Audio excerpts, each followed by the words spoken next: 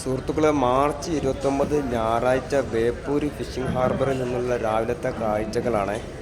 സാധാരണ ദിവസത്തെ അപേക്ഷിച്ച് ഇന്ന് പൊതുവേ മീൻ കുറവാണ്. അപ്പോൾ ഇന്നത്തെ വീഡിയോയിൽ ഉൾക്കൊള്ളിച്ചത് ഈ തട്ടിൻ്റെ മേലെയുള്ള കുറച്ച് മീനുകളും പിന്നെ എക്സ്പോർട്ടിംഗ് മീനായ കൂന്തളുകളാണ്. കണവ എന്ന് പറയുന്ന മീൻ. അപ്പോൾ വീഡിയോ ഒന്ന് കണ്ടു നോക്കിയേ.